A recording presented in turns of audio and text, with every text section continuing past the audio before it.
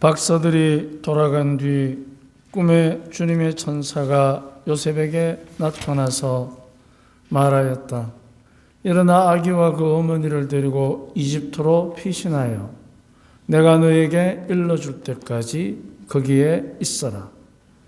헤로데가 아기를 찾아 없애버리려고 한다. 요셉은 일어나 밤에 아기와 그 어머니를 데리고 이집트로 가서 헤로데가 죽을 때까지 거기에 있었다. 주님께서 예언자를 통하여 내가 내 아들을 이집트에서 불러내었다 하신 말씀이 이루어지려고 그리 된 것이다.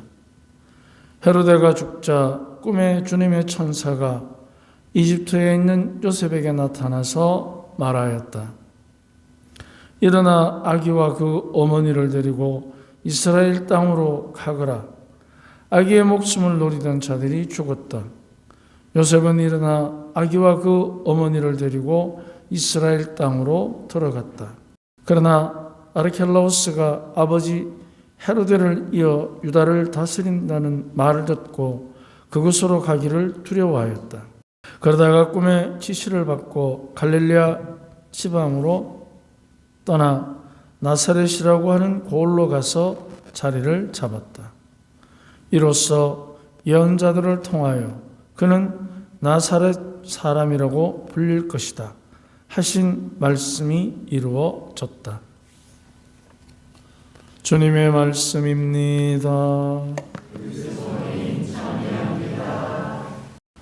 오늘 성가정 주기를 맞이해서 이렇게 저희 마을을 찾아서 고맙습니다.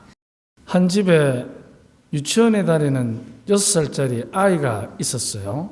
그래서 이제 그 아이를 키우는 그 부모도 있고 이런데 아이가 하루는 유치원에 가서 가지고 놀던 장난감을 자기 가방 안에 넣어서 집에 가지고 온 거야.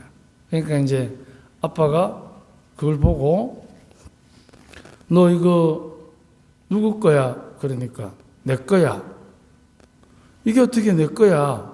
이거 유치원에 있는 거 아니야? 그러니까 아니야, 내 거야. 아이들은 자기가 가지고 놀다 보면 그게 자기 건지 유치원 건지 애착이 심하다 보면 착각할 때가 있습니다. 나빠서 그런 게 아니고. 그러니까 이제 아빠가 너 어디 가서 절대로 거짓말 하지 말라고 그랬지. 근데 왜 너 거짓말 해? 이건 누구 거야? 그러니까 내 거야. 어떻게 내 거야? 내 거야. 그래? 너 아빠가 어떤 사람 제일 싫어하는지 알아? 전에 얘기했지? 그러니까 엄마. 우리가 가정에서 보면 이제 다들 가족들이 계시니까 저도 어릴 때 우리 부모님이 계셨는데 만약에 그 아이가 거짓말을 하든 무슨 잘못을 저질렀든 가정에서는 용서되어 줘야 하는 것입니다. 그런다고 해서 덮어놓고 용서하는 것이 아니라 특히 아이들 가정에서 그 아이의 시각에서 그 아이가 저지른 잘못을 보아줄 때 이제 그 아이도 자기 편에서 자기를 이해해주는 부모, 형제를 만날 때 과연 그 아이가 가지고 있는 창의성이라는 것이 이해받을 때 꼽히겠습니까? 비난받을 때 꼽히겠습니까? 이해받을 때겠죠. 우리도 다 그렇게 자란 것입니다. 그렇기 때문에 우리는 가끔 이해를 하면서도 틀린 것에 대해서 비난을 할 때가 있습니다. 그런데 틀린 것의 출발점은 잘못에 있는 것이 아니고 다른 것에 있습니다. 우리는 대부분 이 거짓말을 만약에 내 자녀가 하게 되면 이 자녀가 이 거짓말을 하는 것은 나와 다르기 때문에 그 거짓말이 가능한 것입니다. 그런데 우리는 잘못한 것에 초점을 두기 때문에 이 거짓말하는 것이 징벌의 원인이 되는 것입니다. 그런데 다른 것에서 이 거짓말이 나왔다고 생각할 때, 그러면 나와 다르기 때문에 저런 거짓말을 할 수 있다라고 인정해 줄 때, 그러면 그 인정 속에 무엇이 보이느냐? 그가 가지고 있는 그만의 사연이 보이기 시작합니다. 이게 바로 인정이라는 것입니다. 인정. 내 입장에서만 자녀를 잘못을 탓할 때 과연 그것은 훈육이겠는가 아니면 분풀이겠는가? 그거를 잘 우리 한번 생각해 보십시오. 부부도 마찬가지고 형제지간에도 마찬가지고, 특히 오늘 성가정 축일을 맞이해서 내가 알고 있는 우리 가족 형제들이 과연 서로 간의 관계가 좋은 사람도 있겠지만 어떤 문제로 인해서 서로가 관계가 틀어질 때가 있습니다. 그럼 관계가 틀어졌다는 것은 이제 다르기 때문에 거기에서부터 출발한 것이지, 원래 나빠서 잘못해서 거기에서부터 출발점을 찾는다면 이것은 이제 비난을 전제로 해서 책임을 전제로 하고, 나중에는 비난과 책임이 뭉쳐지게 되면 결국은 외면하게 됩니다. 그런데 다른 것에서 이 문제가 생겼다고 우리가 초점을 맞추면 다르기 때문에 거짓말이 가능하구나. 나는 저럴 때 거짓말 못하는데 저 친구는 하는구나. 우리 아이는 하는구나. 그러면 어떻게 다른가를 이제 아주 섬세하게 바라봐야 됩니다. 이것이 바로 하나님께서 우리에게 주신 가족 간의, 또는 특히 가족 간의 순종과 존경과 사랑의 문제로 해결이 되는 것입니다. 그래서 순종과 존경과 사랑은 나와 다른 점에 대한 섬세한 보살핌, 이것을 통해서 이제 서로가 서로에게 힘이 되어주는 동행이 시작되는 것입니다. 그런데 우리는 대부분 잘못을 저지르면 잘못한 것에 중점을 두고 그래 하면 안 된다부터 출발하는 거예요. 그럴 수 있다가 아니고. 제가 중3 때지 싶은데 우리 이모집에 나하고 동갑내기가 있어요. 나보다 한 석 달 정도 늦게 태어났는데 나는 우리 집의 막내고 그 친구는 우리 이모집 둘째예요. 장남이지. 나는 막내고. 그래서 이제 둘이서 같은 중학교를 다녔습니다. 중3 때는 같은 반이야. 그래가지고 이제 있는데 옛날에는 이게 복사를 안 했기 때문에 기름종이를 이렇게 밀었어요. 등사기로 밀어가지고 요거 한 절반 되는 그걸 가정통신문처럼 줘가지고 3,000원짜리 문제집을 사야 되니까 하는 가정통신문이에요.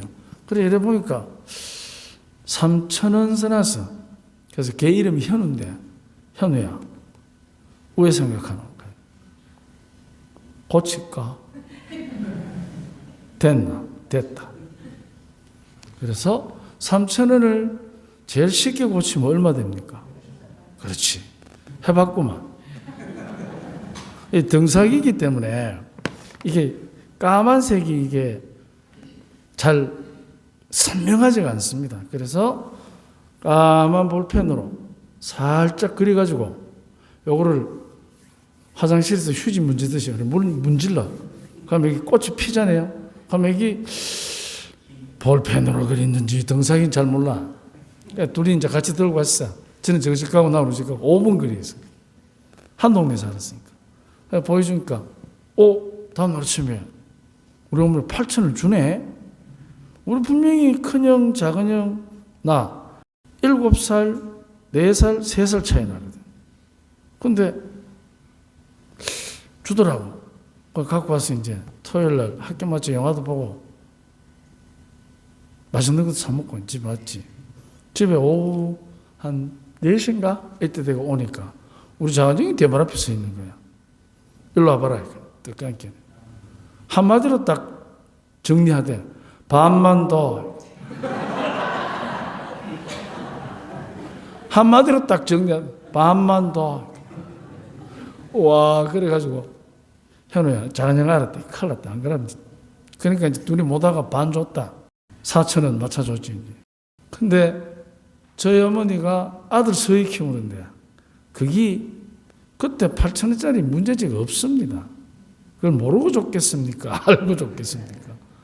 이게 바로 다르다는 점을 해서 잘못됐다 해서 출발하는 게 아니고 다르다 해서 출발해야 됩니다. 특히 가족은. 그래야만 어떻게 되느냐? 그 다른 점이 이제 잘못될 확률보다 오히려 다르다는 것에서 출발해서 잘못되었다는 것을 이해를 시키면 그때부터 이제 창의력은 도둑질이 아니고 창조력이 되는 것입니다. 삶의 활력. 왜 주님께서 우리에게 우리가 잘못을 죄를 지을 때마다 조목조목 그 잘못에 대한 처벌이 주어지지 않느냐? 뭐 때문에 그렇게 했습니까? 사랑하시기 때문에. 사랑하기 때문에 잘못에 초점을 맞추기보다 다른 것에 초점을 맞추는 것입니다. 그러면 다른 것이 받아들여지면 그때부터 스스로가 잘못을 인정하는 창의력을 갖도록 도와주는 것입니다. 그게 가족 아니겠습니까? 3,000원짜리가 8,000원짜리 되는데 그걸 모를 부모가 있겠습니까? 그때가 제가 16살 때인데 돌아가실 때까지 한 번도 그 얘기를 한 적이 없습니다. 그래서 우리들이 정말 그 가족 간에 과연 그 가족이라는 이름으로 우리는 우리의 삶을 시작합니다.